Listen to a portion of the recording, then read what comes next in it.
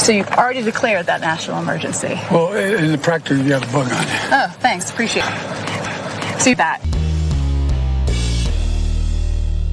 How's everybody doing? My name is Anthony Brian Logan, and today we got to talk about President Joe Biden giving a rare interview because he normally does not do too much talking.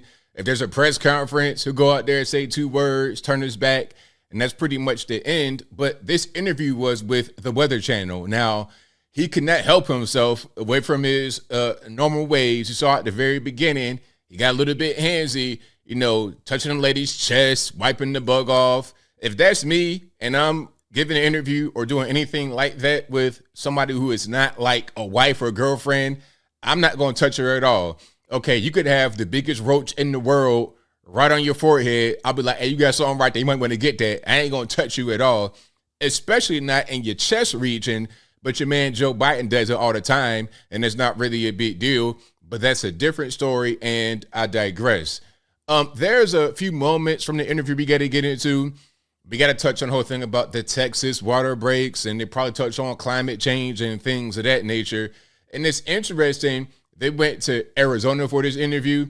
So you're probably going to talk about global warming and things of that nature in one of the hottest places in the entire country for dramatic effect, because regular normies react to very dramatic things like movies and actors and whatnot. But before I go any further, let's go ahead and get into it.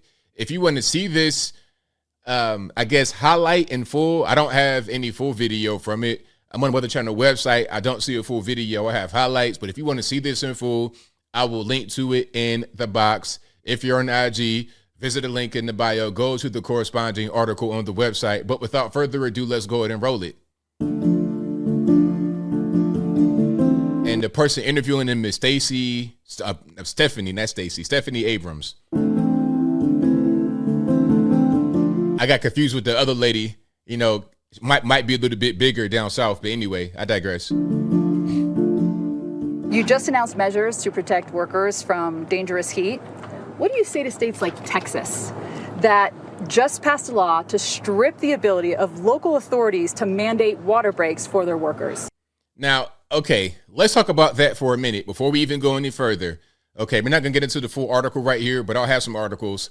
And you see what it says. In battle over direction of Texas, an unlikely casualty, water breaks. A new law preempting local labor rules is part of an effort by Republicans in the Capitol to exert control over the state's Democratic-led major cities. Now, all that they're saying the rule does is strip away the mandatory breaks for water. And in the bill, water breaks aren't even mentioned. But let's just say the mandatory breaks for water are stripped away. Does that mean you can't drink water on the site? I mean, because I'm reading a lot of comments of people that work in Texas and they got plenty of water, cold water, warm water, whatever they want. They're not being stopped from getting water. So I think it's more about just the way that job sites work. And that's pretty much it. But you're still able to drink your water. You're not being stopped from that. To do that would just be, it wouldn't even make any sense at all. And, out there in Texas, you got to have water. So that's just ridiculous. But it's just another way for the Democratic Party, for the left, for the Weather Channel right here to push propaganda. Let's keep on going. I think it's cruel. I think it's outrageous. It's not about extreme heat, right? It's not just that. We have wildfires, we have hurricanes, and major insurance companies are pulling out of these high-risk states that have all this extreme weather. If people can get coverage, for many, it is unaffordable. It is hard to pay the bills. So what is the federal government's responsibility to fill the void for the families and the small businesses that can't afford the premiums? Well, first of all, we're in a situation where the way in which we're dealing with, many states are dealing with the energy crisis is outrageous. Wind and solar are cheaper than fossil fuels. Man, come on, stop the nonsense. Wind and solar are not cheaper than fossil fuels. No, they're not. They're not at all. Because you know why I know that? It's because this whole thing with the electric cars we're trying to push, all the electric vehicles, Tesla and everybody else, you're trying to do hybrid vehicles. The more that you have a demand for plug-in vehicles that's going to be powered by the grid, the more demand goes up for coal to power the grid. All right. So already right there, you're not making sense. If it was cheaper to have wind and solar, then why would that not be the go-to to power the grid for these electric vehicles? It's not cheaper at all. We're in a situation. And it's also not efficient because you can't store it typically. But you could just transport coal. You could just easily put it on a truck, point A to point B. But wind, if you don't have any wind, you have no power. Solar, with no sun, you have no power. With coal, all you got to do is go on the mountain, get the coal, burn it, and you get money. Regardless of rain, sleet, snow, winter, fall, summer, spring, doesn't matter. It's always going to be there. When I became president, first thing I did, I rejoined the Paris Accord. Second thing I did, I went to the first COP meeting. I got over 100 countries to agree to get rid of methane over a period of time. We're moving in a direction where I had all the automobile companies down to the south lawn of the White House. They all agreed to go totally, by 2050, totally electric. Now, if they do that, coal is going to come back like you've never seen before, because the grid, people don't really understand. There's already rolling blackouts in places like California. Can you imagine what it's going to be like when you put a bunch of cars on the grid? You know how much these things weigh? You know how much power they take? I mean, it's not like charging your phone. These are really big vehicles, and you got to get charged every night, every day. And not to mention, there's going to be a bunch of these new supercharging stations.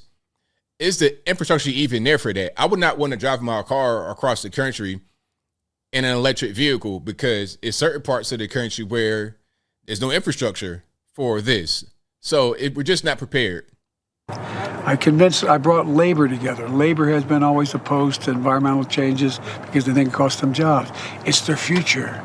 They're going to build 550,000 electric charging stations all across America. My mom used to say, out of everything bad, something good will come if you look hard enough for it. There's an enormous opportunity. We're growing the economy. We're, in fact, but it's not enough for us to do. We have to change the whole world's attitude. And right now, Russia and China are very, very difficult partners. They're also an environmental justice issue, because climate change is disproportionately hurting people of color and people. Oh my goodness. Stop the nonsense. I hate stuff like that. I hate it. Stop trying to use the black man to push your narrative. Please stop. Please stop. All right. I live right next door to the white man. So how is the climate change impacting me, but not my next door neighbor? This is ridiculous. Whatever. Below the poverty line. What is your administration doing to address environmental justice? 40% of all the funding is going to go to those people. I understand what these frontline communities are going through. Route 9 in Delaware, the same thing. Look what's going on in Louisiana. So we're focusing on those areas to get the help first, and 40% of it's going to go to them. Climate scientists say that we have 5 years to avert global temperature increase of 1.5 degrees Celsius. I've heard all these different deadlines and never came about. It kind of reminds me of Heaven's Gate, where they're like, hey, the ship's going to come and on this year, and we got to get ready. We got to board the ship. Hey, drink this little concoction I made up to get ready for the ship coming. It's the same thing. And this is why, this is how that kind of thing happened. This is how he was able to convince them to drink the Kool-Aid or whatever kind of stuff he had, the cyanide, the Kool-Aid, whatever it was. Because people are so gullible, they'll believe stuff like this. If you tell a lie enough for a long enough period of time, people begin to believe it. Yes. And yet the United States is one of the top emitters. Does this make the United States look hypocritical on the world stage? No, let's get it straight. Okay. The United States was the top emitter along with China for a long time, because we emit more than any other country. And that was before the climate change or anything began. It's one of the reasons why we have a problem. We're making significant progress. For example, every vehicle in America by 20... The top emitters are China and India, and it's not even close. And the funny part is that a lot of their emissions come from producing things for the United States. So all we did was just offshore our carbon emission to China and India. And we could say, hey, we don't emit anymore. They do, but it's really for us. but whatever. 50 is going to be electric vehicles. By 2030, 50% are electric vehicles, saving billions of gallons of not only not burning oil, but also the environment's going to be saved. Look, the other thing we're doing, we have over 66,000 farms. We're now paying farmers to plant crops that absorb carbon from the air, and we pay them to do it, and it's millions of acres. So we're making significant progress, but it's a constant. Okay, okie dokie. So I think we have a little bit more. There were some other clips here. Let me see if I can find some of those. I already played out with the whole thing about the bug. Okay, and I think this one was about the power grid. And oh, here's something. Is it the responsibility of the U.S. to protect migrants who might be fleeing extreme weather in their countries? Look, I think the United States should do everything it can to help people who are in desperate need and have no other means of help. And we've always done that. It is not it is. These migrants fleeing weather sure do appear to be, they sure appear to be looking pretty good and nice and fat and happy. And a lot of them got plenty of money.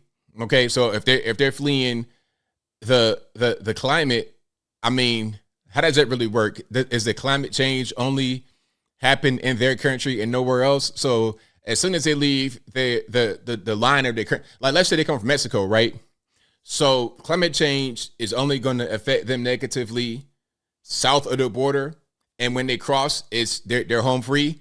So if you're living in Juarez, Mexico, and crossing to El Paso, you're no longer affected by climate change. I mean, this is so dumb. It's just who we are. We're the United States of America. And the idea to begrudge the ability to do, for example, one of the things we're doing is we're providing for changing the environment, the physical structures in the countries which they come from.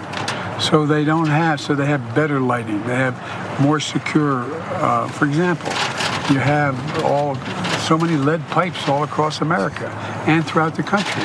You have 440,000 schools. You turn on the water fountain and you may have lead in the water. Okay, so that's pretty much what you have. That's your president right there, Joe Biden, 81 million votes. Huh? Okie dokie. But as I close, I want to say this. Shout out to the weather for changing whether humans are involved or not. If you believe in climate change, and hey, that's fine. You know, we all believe in fairy tales at a certain point, but I think if you're in a grown adult, then maybe you might want to, use your brain a little bit more. That's just my opinion, but hey, I could be wrong. And I think I'll leave that right there for now. And what say you? How do you feel about Joe Biden's Weather Channel interview? Was it a great interview? Were you inspired? Or was there a lot of lies going on? Not a good interview at all? Whatever your thoughts are, let me know in the comments below. You guys know where I'm at. Not a fan of Joe Biden or the administration or this climate change and weather lies, nonsense, hysteria. Not a fan at all. And this interview did not move the needle positively at all.